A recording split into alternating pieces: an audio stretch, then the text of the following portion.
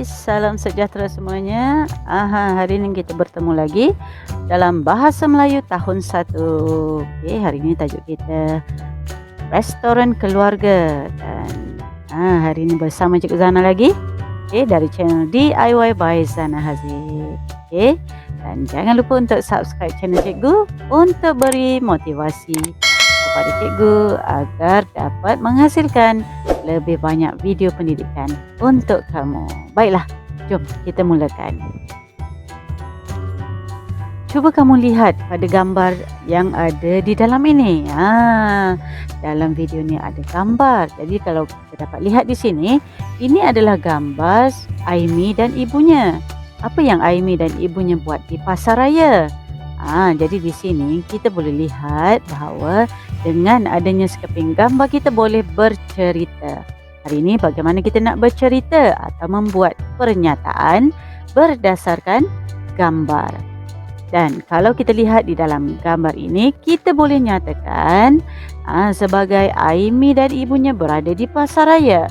Mereka sedang melihat barangan di pasar raya. Mereka sedang memilih botol air. Itu adalah pernyataan-pernyataan yang kita boleh nyatakan secara lisan. Bagaimana kalau kita nak buat ayat hari ini?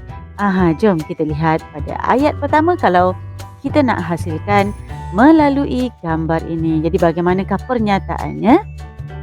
Jadi kita boleh nyatakan dalam bentuk ayat sebagai ini Aimi dan ibunya.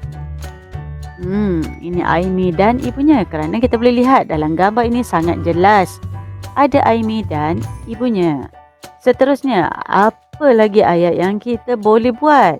Mereka di pasar raya.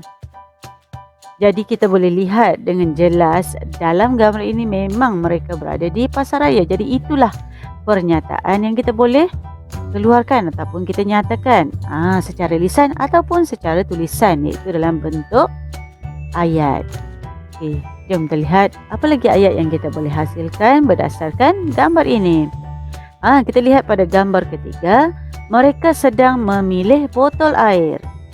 Jadi mungkin murid-murid di luar sana boleh menyatakan lebih banyak perkara tentang apa yang kamu dapat perhatikan melalui gambar ini.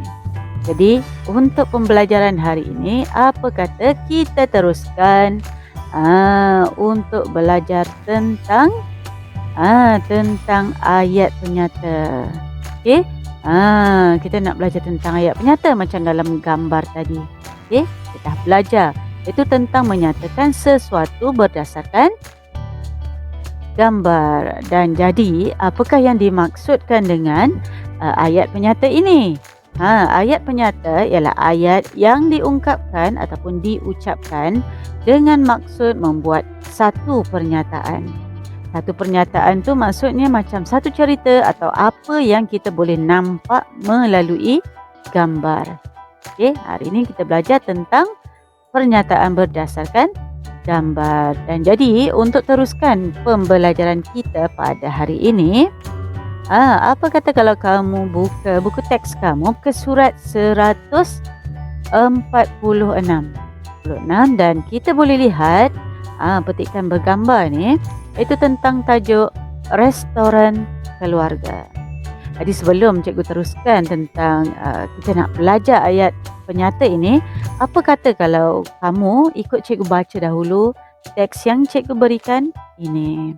Baik, ahli keluarga Aimi bekerjasama membuka sebuah restoran. Ayah Aimi menjadi pengurus restoran. Pak Long, Mak Long dan Ibu Aimi membantu ayahnya di restoran itu. Jadi kalau kamu lihat di sini restoran, apakah yang dimaksudkan dengan restoran? Restoran adalah satu tempat di mana tempat untuk orang berniaga makanan, di mana kita boleh beli sama ada kita nak bungkus ataupun kita boleh makan di situ kerana meja dan kerusi disediakan untuk kita makan di situ. Bapa Aimi akan menguruskan restoran tersebut dari segala segi. dan dibantu oleh Pak Long dan Mak Long juga bersama ahli keluarga Aimi. Jadi kita lihat pada gambar yang pertama. Baik, untuk gambar yang pertama ini kita lihat apa rangkai kata yang ada. Rangkai kata yang ada ialah Ibu Aimi. Jadi bagaimana kita nak buat pernyataan melalui gambar ni dengan rangkai kata Ibu Aimi. Jadi cikgu nak beri cadangan ayat kepada kamu, iaitu kita boleh lihat gambar dia. Dalam gambar ni kamu nampak tak yang Ibu Aimi sedang menulis sesuatu. Jadi kalau dalam restoran, tentunya Ibu Aimi sedang mengambil pesanan makanan. Jadi untuk ayat hari ini Cikgu Zana cadangkan Ibu Aimi sedang mengambil pesanan makanan. Jadi kita lihat, betul tak yang cikgu cakap tadi tu? Okey. Jadi ayatnya hari ini ialah Ibu Aimi mengambil pesanan makanan. Itu berdasarkan pernyataan berdasarkan gambar tadi. Baiklah murid-murid, kita lihat pada situasi yang kedua, iaitu tentang Pak Long. Kalau kamu boleh lihat dalam gambar ni, Pak Long sedang memasak, manakala Mak Long pula sedang menyediakan air ataupun minuman.